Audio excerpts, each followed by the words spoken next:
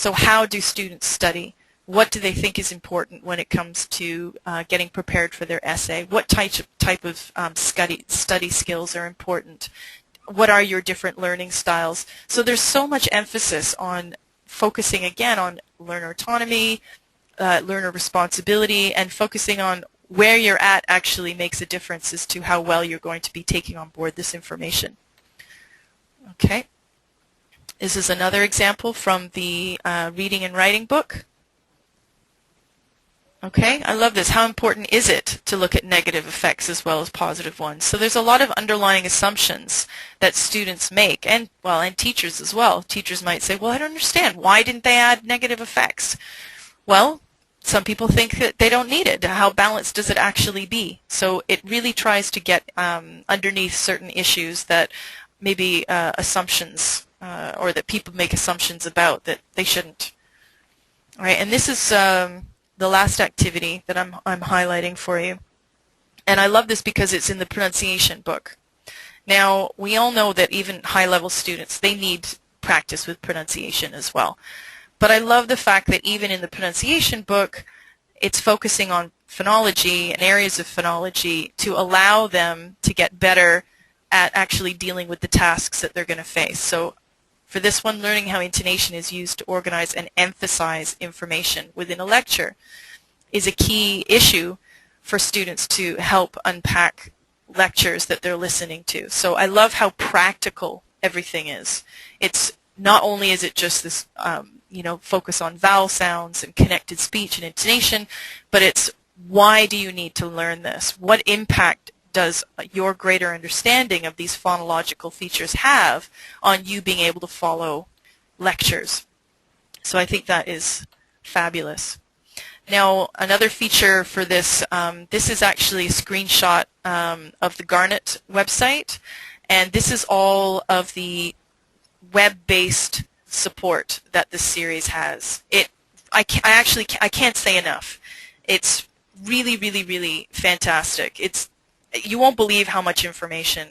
There's convention summaries. There's guides to finding information online. There's links to news articles, reading skills, writing tips, how to write an abstract, tons of tips on giving oral presentations.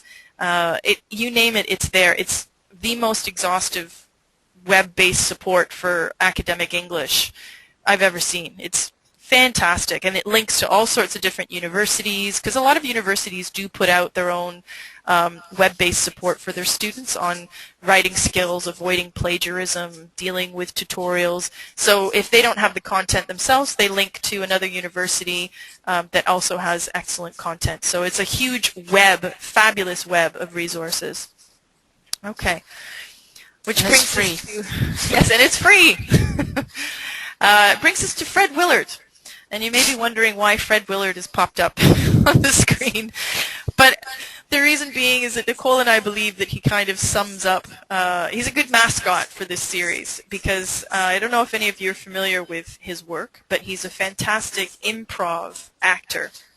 If you've seen Best in Show or A Mighty Wind. A Mighty Wind, Waiting for Guffman. If you haven't seen them, rent them this weekend. You'll have a great weekend. Yes, they're very, very funny. Brilliant.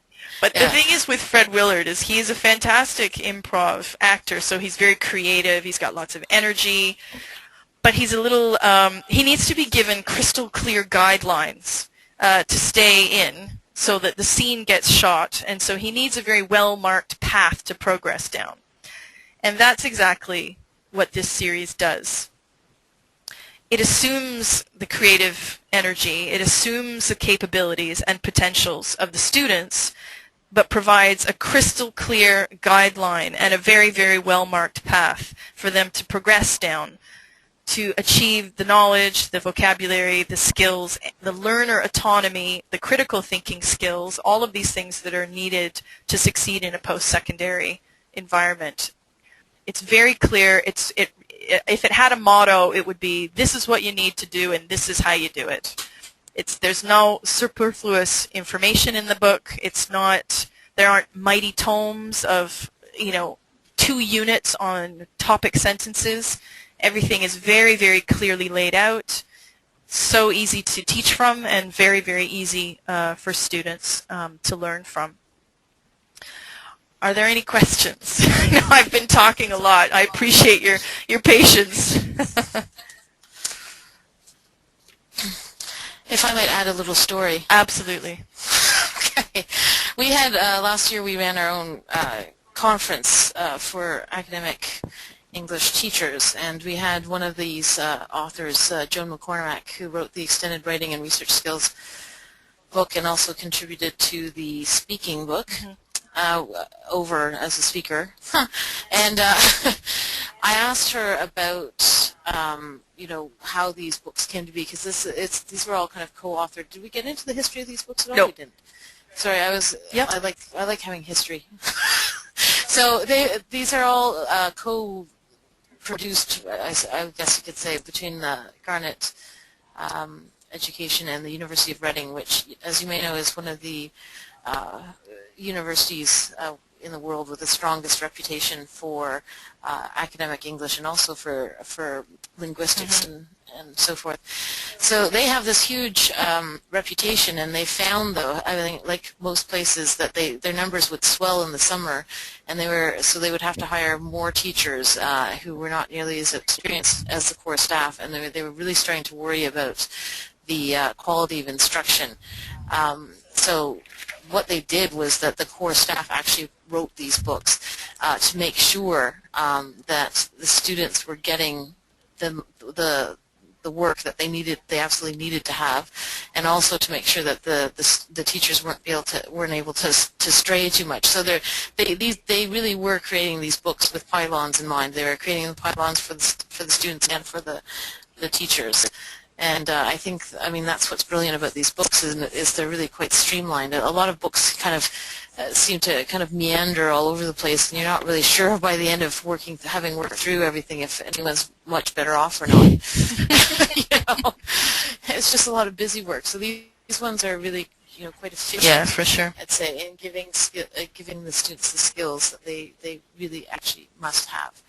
Mm-hmm. And if they can do this, then they have a good chance of functioning once they get into the regular programs. So that's my story. Excellent story. Thank you for contributing. Yeah, no problem.